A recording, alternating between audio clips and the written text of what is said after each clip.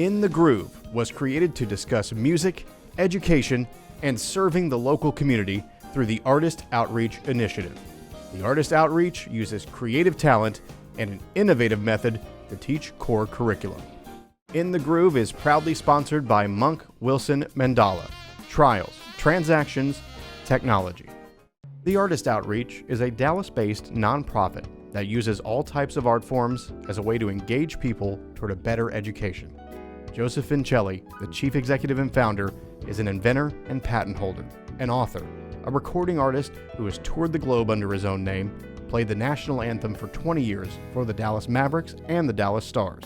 Because of his vision and drive for music, he even had a day named after him in Austin, Texas, and was given the key to the city in 3 Texas towns.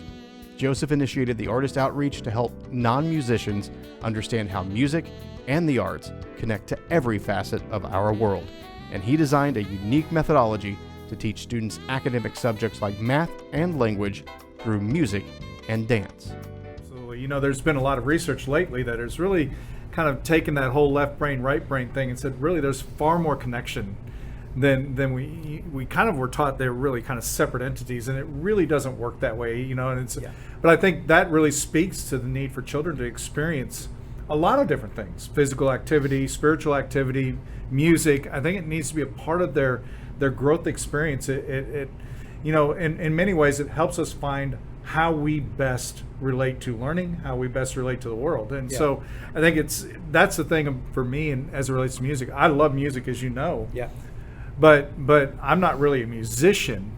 I love music. It speaks to my heart. It speaks to my soul. When I work, I want music a part of it. It's just, it has to be a part of my world. Yeah. And I think there are many of our young people who will gain a great deal of knowledge through the use of music, through the use of rhythms. And of course, we've seen this in Mesquite ISD already. And you're not just a cog. You're a major part of the learning process of the children. It may not be the biggest piece of it, right, but it has the same potential in terms of impacting a student's ability to learn. Yeah, I try to explain to people what the Artist Outreach does, and you know, obviously they get the arts-based part. They understand that. Right. They understand the nonprofit part. But we're not teaching kids how to play the saxophone. No. They have a music teacher. Yeah, We're not trying to replace the music exactly. teacher. We're trying to just fuse the two sides together. You know, that all of the arts, not just music, but all of the arts, have a way to be able to help students understand, make more connections, and understand education. And that's what you're talking about, more of a global concept. And I think it helps engage the mind. I mean, especially the rhythm part, right? Where and I've watched that play in Mesquite ISD with your folks, and it's interesting to watch the children engage in that. And in many respects, they don't even necessarily know that they're actually gaining more knowledge as they're going through this process, because they're just enjoying the process. Yeah.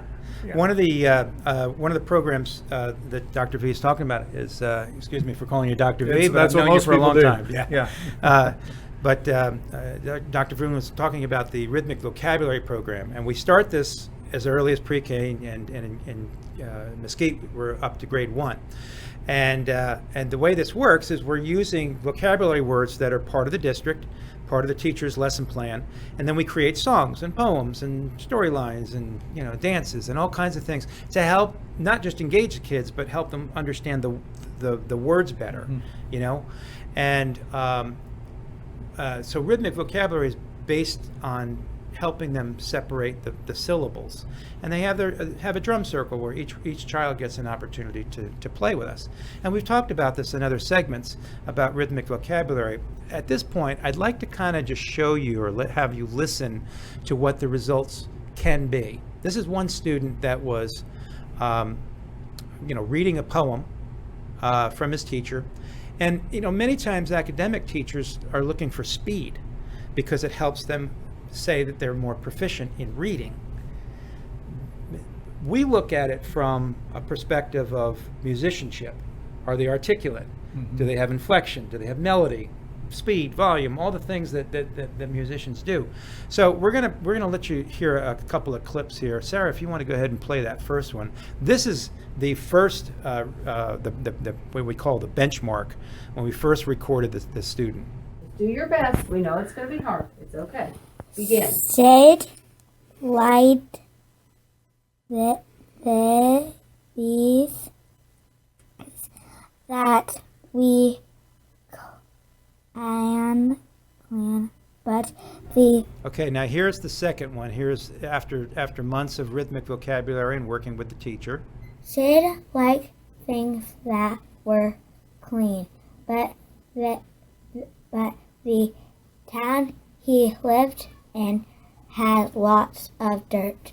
Sid told his mom, "I will make it rain. The rain will make this town clean. But how will you make?" Okay, so you saw the difference. It's and you remarkable. heard the difference. Yeah, and you know, that's what we strive for. Now, not Right. every child.